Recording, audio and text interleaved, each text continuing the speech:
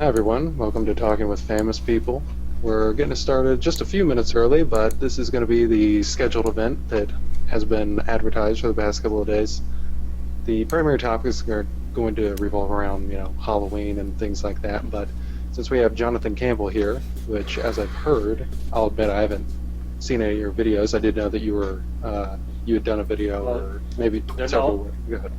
they're not my videos. They're on a channel called Ben Vazelin, and I'm just a frequent guest. So Okay. All right. I noticed that I had seen you from a MPTV video. yes, and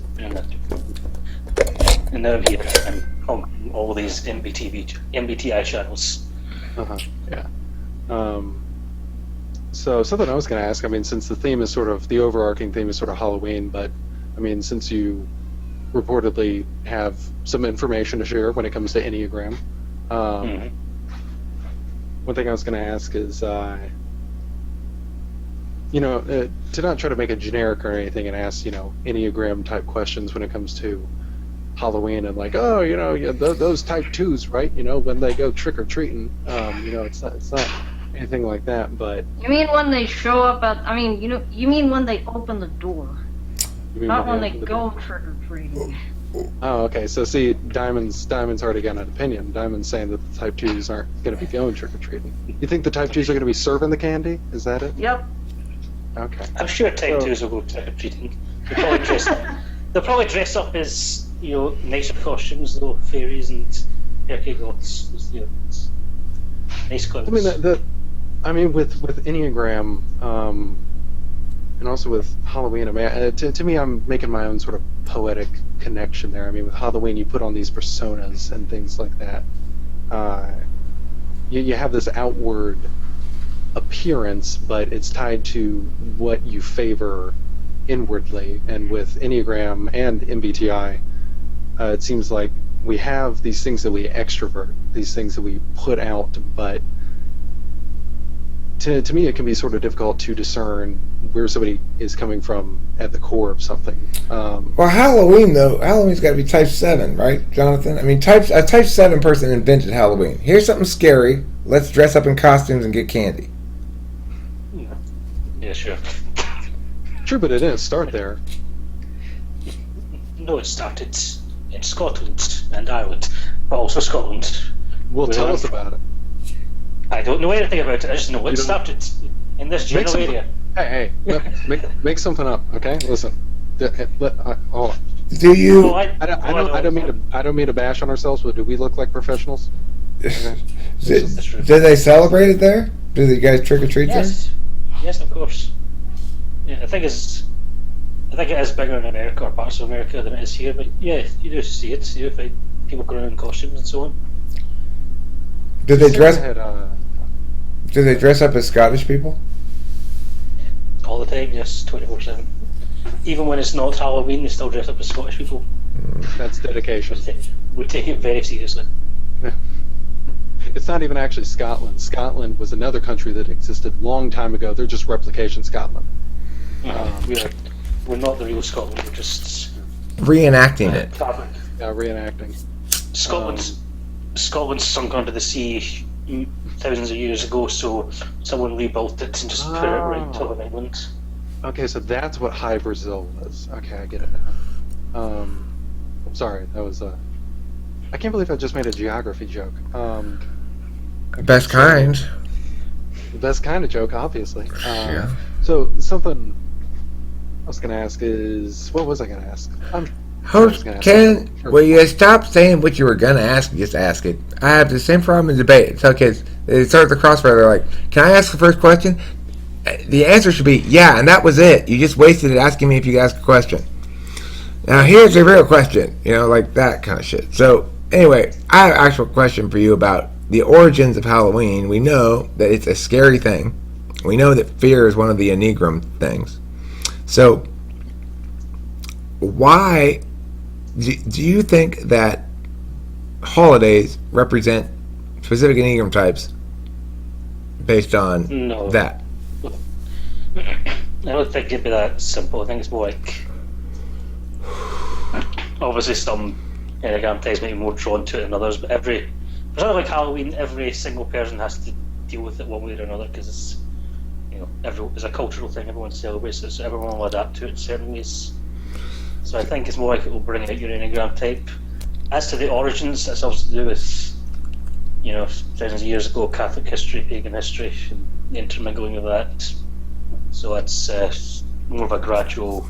I do know a lot about the actual history of Halloween. So and it was a very gradual process as it came about. So I wouldn't say it necessarily represents that. Probably, if I was going to give an Enneagram type, probably 4, 6, and maybe 7, some combination of that. See, now, to me, when it comes to Halloween, I don't necessarily know where it came from, but when I look around me, it doesn't seem that many people practicing it necessarily know or even care where it came from. They're practicing Halloween the way that they want to practice Halloween. And the candy aside, it does seem to be that there's, obviously the idea of trick or treat involved. It got SFJ'd. Game of chance. There's There's a game of chance. Hey, Eric, we finish an Eric. We get to it. There's like a game of chance involved and stuff like that, but then there's also self-expression involved with it. And something I would like to discuss or, just sort of throw out there is the idea of, do you think moving forward, Halloween is something that, it is personal to geographic location, even down to neighborhoods. Some neighborhoods go all out, and other neighborhoods, just a few kids wander around. Do you think it's something that could be used as a tool for self-discovery and self-expression, kind of how it's been used already? The idea of facing your fears, self-expression through, making these grand displays of imagination with like haunted houses and things like that. Can you type people with their costumes? Can you type people by their costumes? How do they treat Halloween? Can you type them by that? No, I'm afraid you cannot type people by their costumes. Usually, maybe in some cases, if the ways, if you know them a little bit, it can help. But in general, So what about I've never tried it. Maybe you can. What type is sexy nurse? What type is sexy nurse? If you're wearing a sexy nurse costume, what type are you? Eric. What? I'm curious. I want to know. I asked a question, Eric. And You didn't ask a question. You didn't ask a question. Okay? You asked a rambling. Could have led to. Yeah, you asked something that could have led to a question. Eventually, maybe. Sexual twos, I think. Sexy nurses are sexual twos. Sexy nurses, sexual twos. Probably. Sexual twos, really?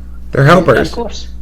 Jonathan, Jonathan, you doing this to me already? I'm trying to develop this. I'm trying to make this a friendly place for people to unroll things. What are you doing? You're switching sides on me already. Who's more helpful than a sexy nurse? Nobody.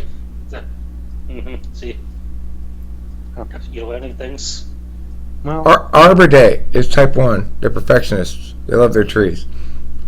Type 3, Achievement I do Day. like trees, actually, yeah. That's going to be Labor Day for achievers. Number 3. Type 4, they're going to have, I guess that's kind of Halloween too. Type 5, they're going to have, I don't know, President's Day.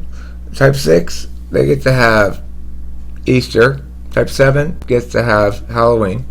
And Type 8 gets to have Anger Day. International Anger Day. And Type 9 gets to have Christmas. No, Type 9 gets the whole piece day. Type 5s don't get any days because they're so withdrawn and private, they don't want days. They're too introverted. Yeah, really. Why the fuck do we get President's Day? Well, because 2 extra Mondays you get off. Or a Monday and a Friday. Oh, yeah. Okay. I guess we get summer break then. In Scotland, Lincoln and Washington's birthdays are huge. No, they're not. so here's the question: with Halloween, do you see getting to the point to where it sort of becomes a defunct holiday? Maybe it doesn't get cleared off the calendar entirely, but where it's just sort of it's okay, it's that time. It is that way for some people already. I think that could happen. I don't think this is ever going to happen right now or anytime soon. If maybe in a few decades we'll see more sign of that, but right now it's kind of I think it's just it seems that way because you've grown up, you're older. I know you don't like to hear that. Unfortunately, you have. I haven't. But It is dying though, around here for sure. depends. Maybe dying in your areas, but maybe getting big in other areas. It's converting to take your kids to the mall to get candy instead of take them around from house to house, and that's stupid. Okay. That's So more. That's More you're, traditions changing. yeah, you're talking about the mall. The question had been brought up. Could you see it changing to where instead of going out and doing that, it's more people congregating for parties or hangouts or things like that? Do you see that being more of a development? I can see that being a development, and also people, in spirit celebrating it, over the internet, kind of like us chaps are, sort of in a way. It's not Halloween yet, but yeah, I know. Yeah. Halloween is a fairly limited topic, of course. I mean, there's only so many things one can say about Halloween. Do we have other topics online for today? Eric, we are Okay. Eric. Now, hear me out, Eric. Before you start going, hear me out. We are. I know we started a few minutes early, but we are 3 minutes past 4, and we are really wanting to move on past the main topic. Now, Eric, I'm using my scoldy voice now, Eric. This is a scheduled event. We did say we were going to be doing this, so we're going to hang on to the topic longer than you maybe want to, Eric. Well, that's an 11-minute video, Ken. How many minutes do you need on Halloween? You can end that one, and we'll start another one on Halloween. How's that? Sounds fantastic.